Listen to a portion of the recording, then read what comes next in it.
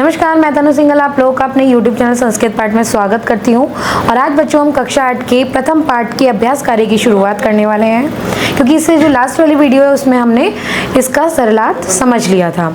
तो आज हम इसका अभ्यास कार्य करेंगे। बढ़ते हैं अपने अभ्यास कार्य की तरफ, जो कि आपका है क्वेश्चन नंबर 1। इसमें आपने कुछ नहीं करना है, केवल आपने जो श्लोक दिए हुए हैं उनको बहुत ही अच्छे से उच्चारण करना है, उच्चारण करके देखना है।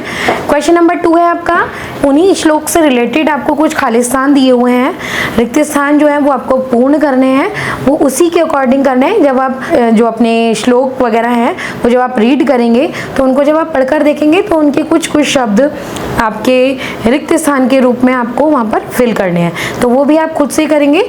बढ़ते हैं अपने क्वेश्चन नंबर 3 की तरफ, जो है आपका प्रश्नानाम उत्तराणि एक पदेन लिखत, यानी कि प्रश्नों के उत्तर आपको एक पद में देने हैं, यानी कि एक वर्ड में देने हैं। तो पहला प्रश्न है आपका, व्यसनीन है किम नश्यति, यानी कि जो व्यसनीन व्यक्ति होता है, जो कि बुरी आदतों में लगा हुआ व्यक्ति होता है, उसका क्या चीज़ नाश हो जाती है।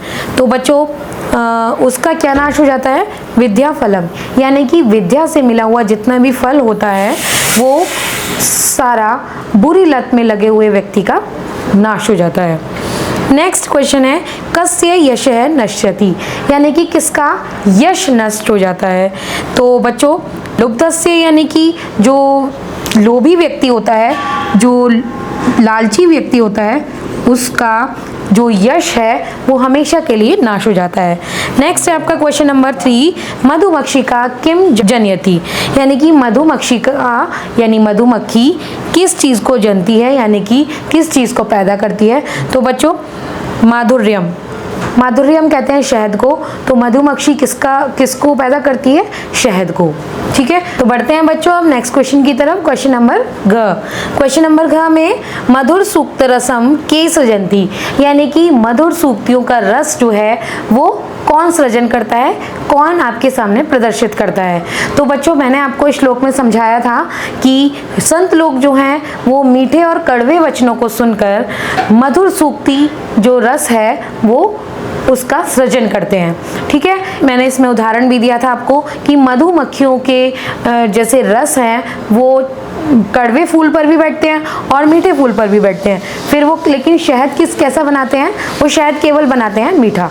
ठीक है, ऐसे ही संत लोग जो होते हैं वो अच्छे वचन भी सुनते हैं और खराब वचन भी सुनते हैं, लेकिन वो हमारे सामने केवल मधुर सूक्ति रस ही लाकर रखते हैं। तो इसका आंसर क्या होगा बच्चों, संत। ठीक है, नेक्स्ट है आपका अर्थिनः है केभ्य विमुखान न यान्ति, यानी कि अर्थिनः कहते हैं याचकों को, याचक जो हैं किससे विमुख नहीं होते। ठीक है, तो किसके द्वारा नहीं होते, याचक कहते हैं भिखारी को, और भिखारी यानी कि ऐसा नहीं हर कोई बंदा यहाँ पर जो इस संसार में है वो सभी याचक हैं। तो यहाँ पर पेड़ों के बारे में आपको पेड़ों से संबंध जोड़कर बात हो रही है, तो पेड़ों से हम सभी कुछ ना कुछ लेते हैं, और तो यहाँ पर बोल रहे हैं कि याचक जो है किससे कभी विमुख नहीं होते, कभी भी किससे बिना कुछ लिए नहीं जाते।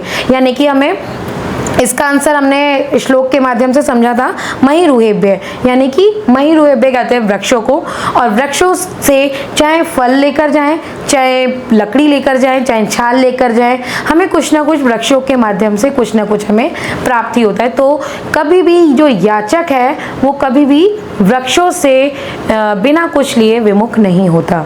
तो इसका आंसर बच्चों हो जाएगा महिरुहेभ्य। बढ़ते हैं अपने नेक्स्ट क्वेश्चन की तरफ, क्वेश्चन नंबर 5। और बच्चों इस पे हम सीखेंगे कि संस्कृत में शब्दों को कैसे प्रयोग करते हैं, यानी कि संस्कृत में जो हम हिंदी में यूज करते हैं उन शब्दों को हम संस्कृत में क्या कहते हैं। ठीक है, तो आपका क्वेश्चन है, अधोलिखित तद्भव शब्दानाम कृते पाठात् चित्वा संस्कृत पदानि लिखत, यानी कि जो नीचे लिखे हुए तद्भव शब्द हैं, तद्भव शब्द कौन से होते हैं बच्चों, तद्भव शब्द होते हैं जो हमारी हिंदी में हमारे क्षेत्र के अनुसार जो हम भाषा या बोली जो भी है उसके अकॉर्डिंग हम उन शब्दों को प्रयोग में ले आते हैं।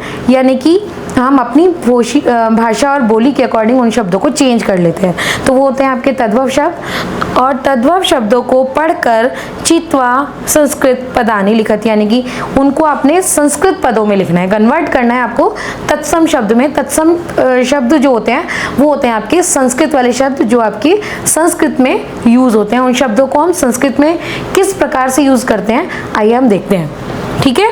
तो आपका पहला शब्द है कंजूस। कंजूस को हम बच्चों जो संस्कृत में प्रयोग करते हैं वो करते हैं कृपण, ठीक है। कृपण मीन्स कंजूस। कड़वा, कड़वा को हम संस्कृत में बच्चों बोलते हैं कटुकम। नेक्स्ट है आपका पूंछ, जिसको हम संस्कृत में बोलते हैं पुच्छम। नेक्स्ट है आपका लोभी, लोभी कहते हैं लालची को, और संस्कृत में इसका प्रयोग हम लुब्ध के रूप में करते हैं। नेक्स्ट मधुमक्खी, मधुमक्खी को हम संस्कृत में बच्चों मधुमक्षिका बोलते हैं। नेक्स्ट है आपका तिनका, तिनके को हम संस्कृत में तृण बोलते हैं। तो यहाँ पर आपका हो गया तृणम, ठीक है। तो आई होप कि ये क्लियर हो गया होगा। फिर से मैं आपको समझा दूं, कंजूस को कहते हैं कृपण, कड़वा यानी कटुकम, नेक्स्ट है आपका पूंछ यानी पुच्छम, फिर है आपका लोभी जिसे हम बोलते हैं लुब्ध, मधुमक्खी को हम बोलते हैं मधुमक्षिका, और तिनका को बोलते हैं तृणम। तो बढ़ते हैं बच्चों अपने क्वेश्चन नंबर 5 की तरफ, जो है आपका अधोलिखितेषु वाक्येषु कर्तृपदम क्रियापदम च चित्वा लिखत, यानी कि जो नीचे दिए हुए वाक्य हैं उसमें से आपने कर्तृपद यानी कि कर्ता पद और क्रियापद यानी कि क्रिया शब्द छांटने हैं। जो कि कर्ता होता है आपका जो वाक्य में काम कर रहा होता है, और क्रिया आपका होता है जो आपके वाक्य में हो रही होती है। तो बढ़ते हैं बच्चों अपने क्वेश्चन नंबर 5 की तरफ, जो है आपका अधोलिखितेषु वाक्येषु कर्तृपदम क्रियापदम च चित्वा लिखत, यानी कि नीचे दिए गए वाक्यों में आपको कर्ता पद और क्रियापद दोनों छांटने हैं। तो पहला वाक्य आपका निर्गुणम प्राप्य भवंती दोषः, तो इसमें जो आपकी क्रिया है वो है आपकी भवंती जो कि भव धातु से बनी है, और दोषः जो है वो आपका कर्ता पद है। नेक्स्ट वाक्य आपका गुणज्ञेषु गुणः भवन्ति, तो इसमें बच्चों जैसा कि ऊपर वाले में दिया हुआ है ऐसे ही नीचे में भी दिया हुआ है भवन्ति, तो भवन्ति भी यहाँ पर क्रिया शब्द है और गुणः जो है वो आपका कर्ता शब्द है।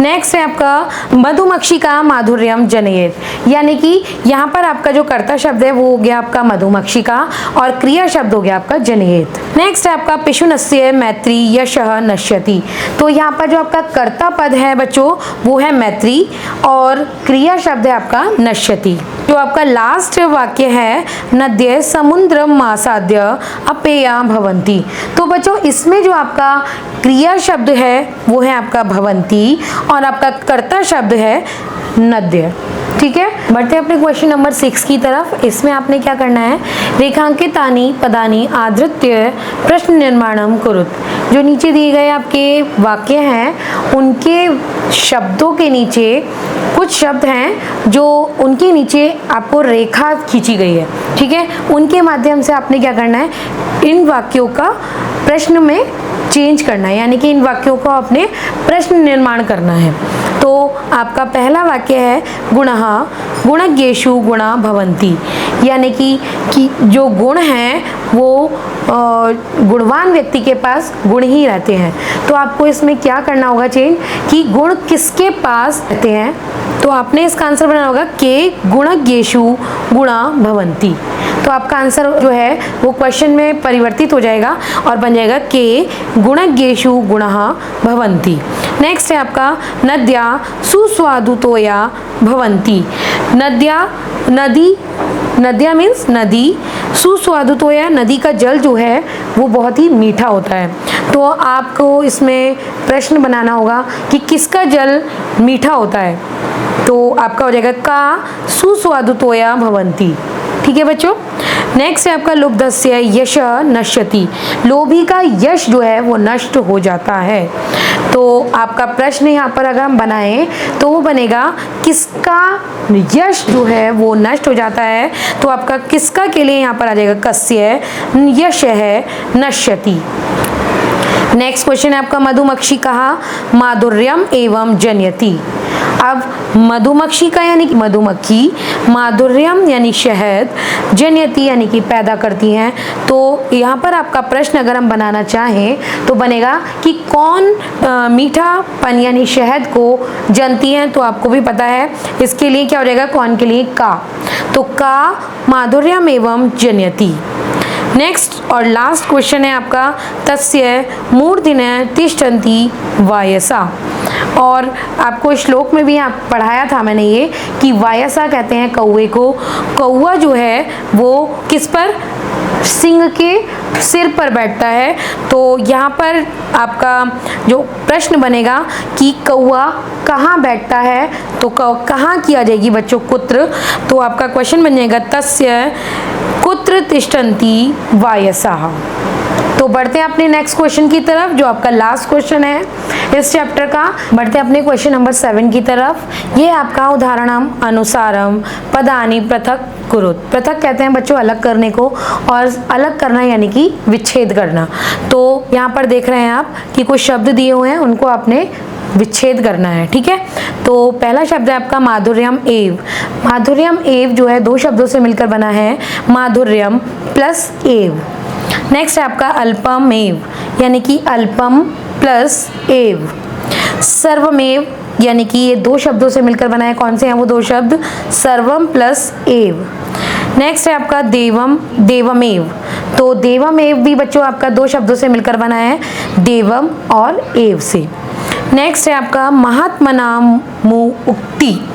तो महात्मनाम प्लस उक्ति ये भी दो शब्दों से मिलकर बना है, और आई होप कि आप लोगों को क्लियर हो गया होगा। तो बच्चों यहाँ पर आपका जो ये चैप्टर है, चैप्टर नंबर 1 कक्षा 8 का सुभाषितानि, आज सरलार्थ भी आपको मैं समझा चुकी हूँ और अभ्यास कार्य भी। ये पूरा चैप्टर जो है आपको क्लियर हो गया होगा, और नेक्स्ट वीडियो में हम इसी के कुछ और टॉपिक्स क्लियर करेंगे। तो आज के लिए बस इतना ही। आगे के टॉपिक्स को समझने के लिए चैनल को सब्सक्राइब कीजिए और बेल आइकन प्रेस कीजिए। Thank you.